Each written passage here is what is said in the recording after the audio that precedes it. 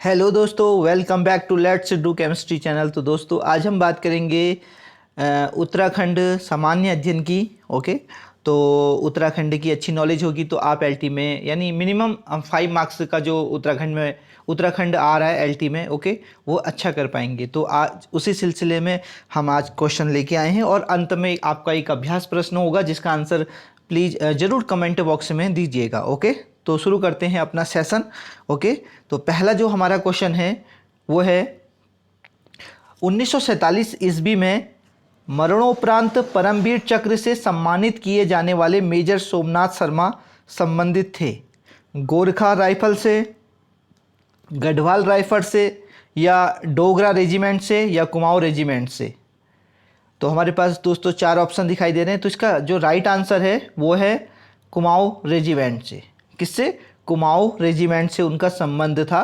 किसका? मेजर सोमनाथ शर्मा का। ठीक है, जिनको 1947 में मरने के उपरांत उनको परमवीर चक्र मिला था। ठीक है, अब जो कुमाऊं रेजिमेंट है उसका जो मुख्यालय है वो है रानीखेत में।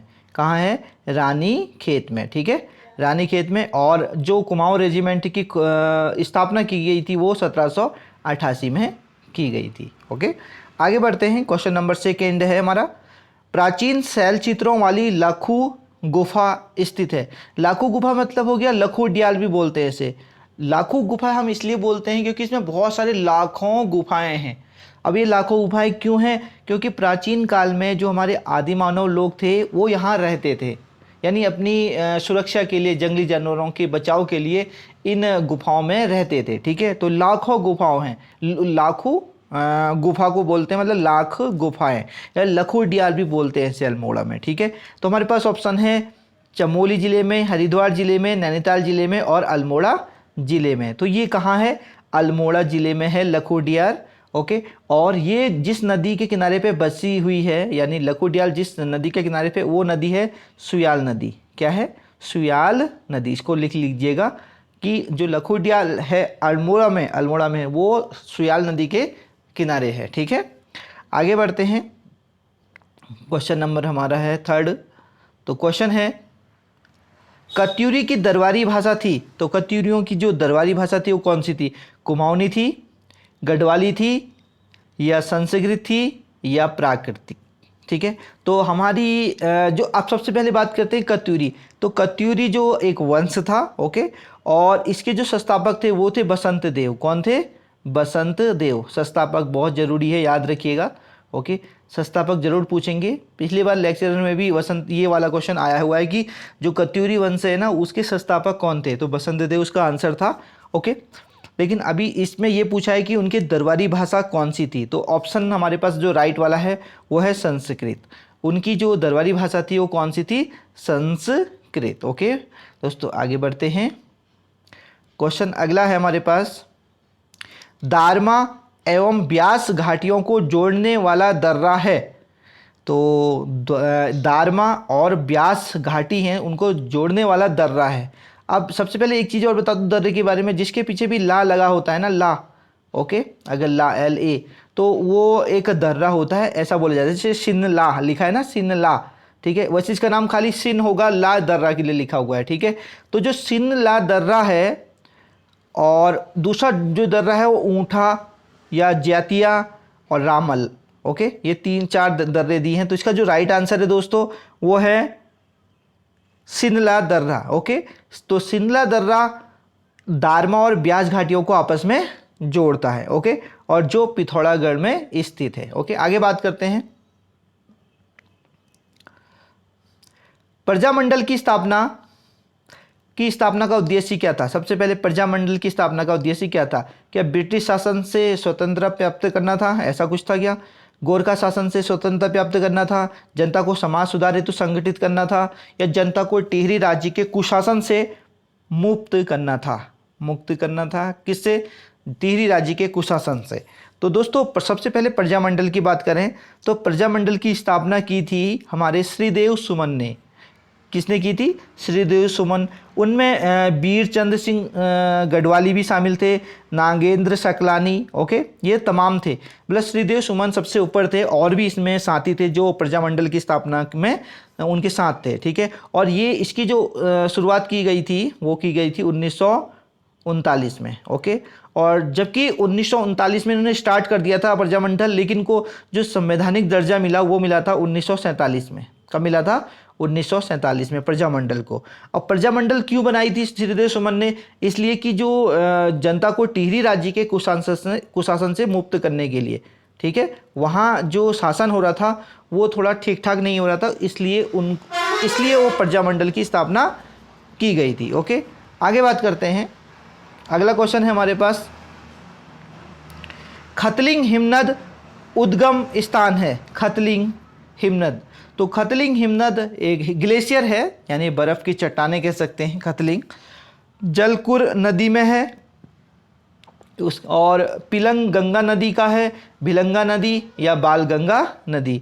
तो खतलिंग हिमनद उद्गम स्थान है, किस नदी का उद्गम स्थान है ये बताना है। हमारे पास 4 नदियाँ दी हुई है। तो सबसे पहले तो बता दूं कि जो खतलिंग हिमनद है वो टिहरी गढ़वाल में है। कहाँ है?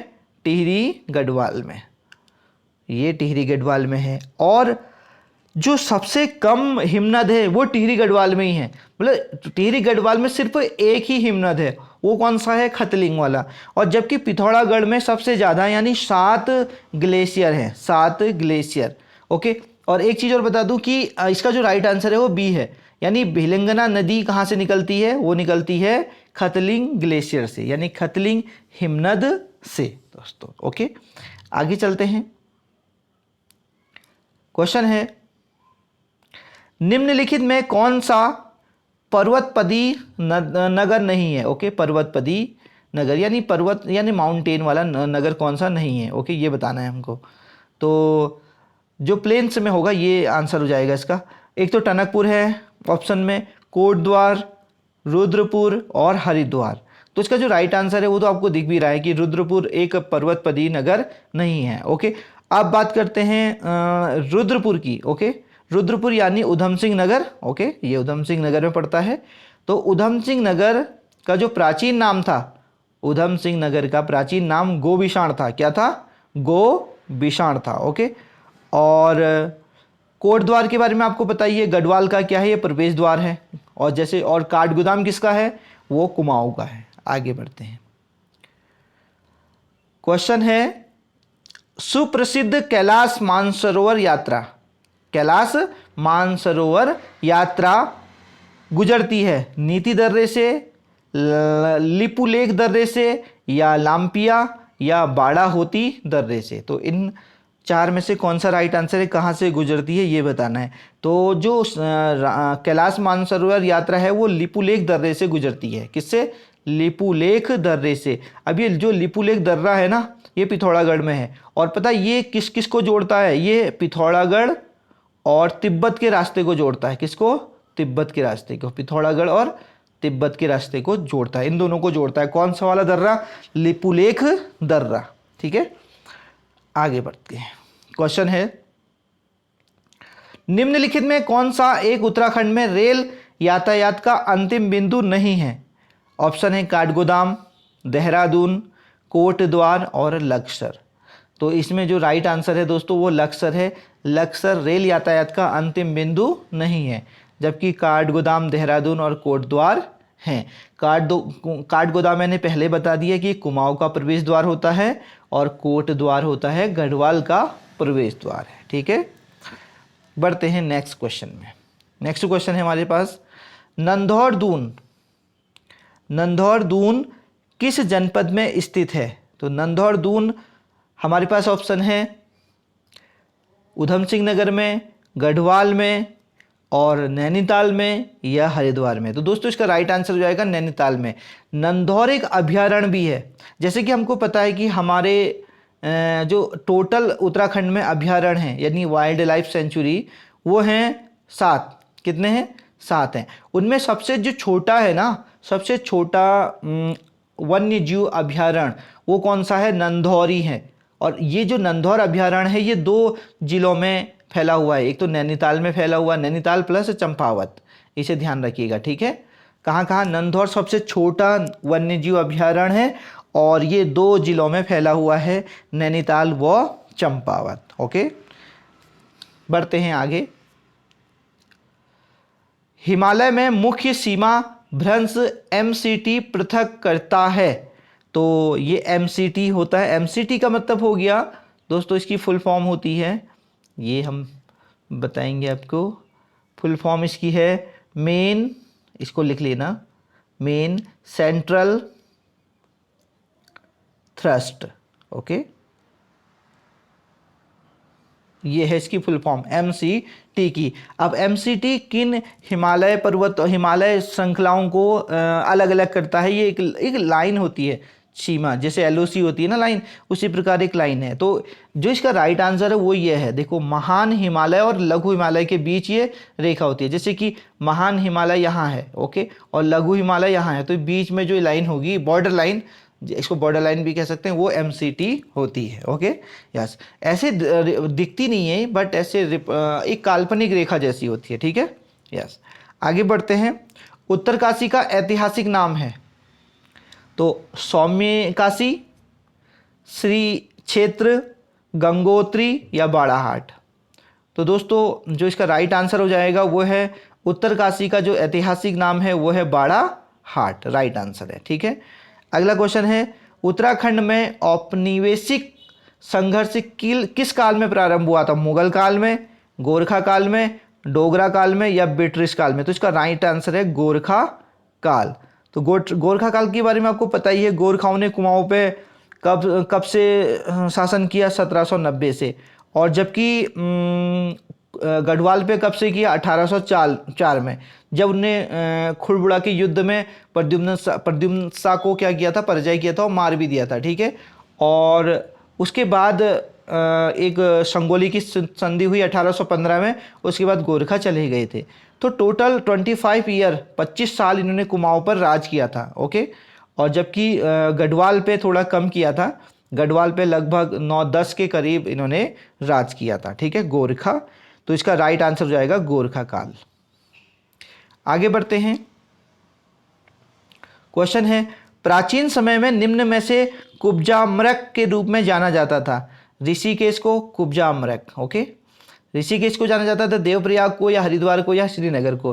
तो इसका राइट आंसर है ऋषिकेश को जाना जाता था कुब्जाम्रक के रूप में, ठीक है। अगला क्वेश्चन है, पांडुकेश्वर ताम्रपत्र किस भाषा में लिखे गए हैं? तो पांडुकेश्वर ताम्रपत्र किस भाषा में लिखे गए हैं? ऑप्शन हमारे पास है पाली, प्राकृत, संस्कृत या अरमाइक। तो इसका जो राइट आंसर है वो है संस्कृत।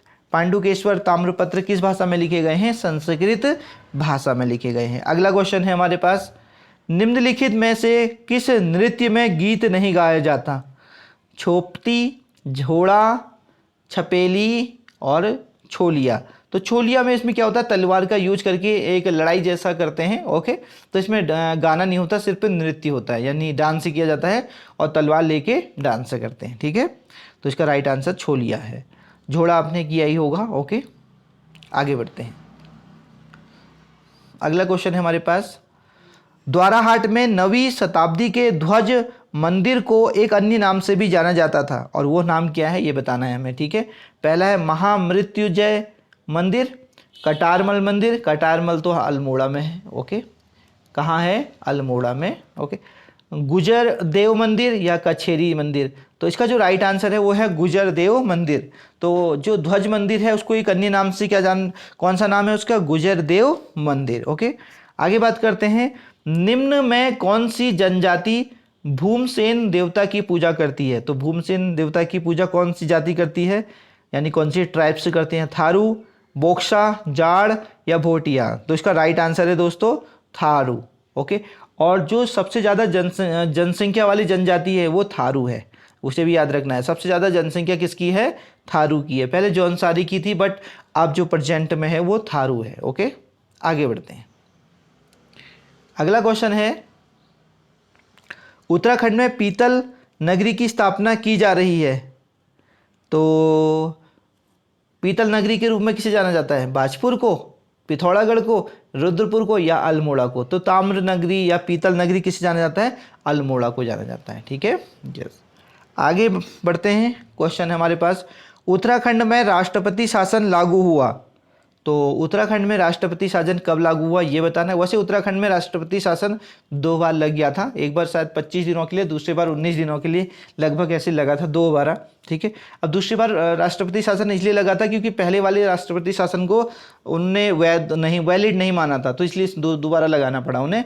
तो वैसे लगभग 2 बार राष्ट्रपति शासन उत्तराखंड में लग गया है। उसकी डेट पूछिए, जो फर्स्ट लगा था वो है 27 मार्च 2016 को, याद रखिएगा 27 मार्च 2016 को राष्ट्रपति शासन उत्तराखंड में लागू हुआ। नेक्स्ट क्वेश्चन है, अगला क्वेश्चन है हमारे पास, उत्तराखंड के 38वें राष्ट्रीय खेल किस वर्ष में आयोजित होंगे? तो कब ऑर्गेनाइज होंगे 38वें राष्ट्रीय खेल? तो हमारे पास ऑप्शन है 2026 में, 2023 में, 2024 में, 2025 में। तो इसका राइट आंसर है 2024 में। ठीक है, तो जो 2024 में 38वें राष्ट्रीय खेल आयोजित होंगे। तो दोस्तों आज के ये क्वेश्चन थे। अंत में आपके लिए एक अभ्यास प्रश्न है जिसका आंसर आप जरूर कमेंट बॉक्स में दीजिएगा। ओके, आप कमेंट बॉक्स में आंसर देंगे तो वो आपके लिए एक रिवीजन भी होगा, ओके, और एक फुटप्रिंट भी होगा। तो आप जरूर आंसर दीजिएगा, ऐसी मैं आशा करता हूँ। ओके, तो क्वेश्चन हमारे पास है, उत्तराखंड में वृक्ष मानव के रूप में किसे जाना जाता है? तो वृक्ष मानव के रूप में किसे जाना जाता है उत्तराखंड से? हमारे पास ऑप्शन दिख रहे हैं, सुंदरलाल बहुगुणा, गोविंद बल्लभ पंत, विश्वेश्वरी दत्त सकलानी जी, और या इनमें से कोई भी नहीं दोस्तों। तो दोस्तों मिलते हैं नेक्स्ट सेशन में। आप खूब पढ़ाई कीजिएगा क्योंकि अभी एलटी के पेपर को अब कुछ ही दिन बाकी हैं। ओके, तो जितना भी ज़्यादा से ज़्यादा टाइम, जब भी टाइम मिल रहा है तो मैक्सिमम टाइम आप अपनी पढ़ाई को दीजिएगा। Okay, God bless you. आपका सिलेक्शन जल्दी या जल्द हो और इस बार के एलटी में आपका सिलेक्शन हो ही जाए, ऐसी मैं आशा करता हूँ। लेकिन आप मेहनत करते रहिएगा। God bless you, happy learning. जय हिंद, जय भारत।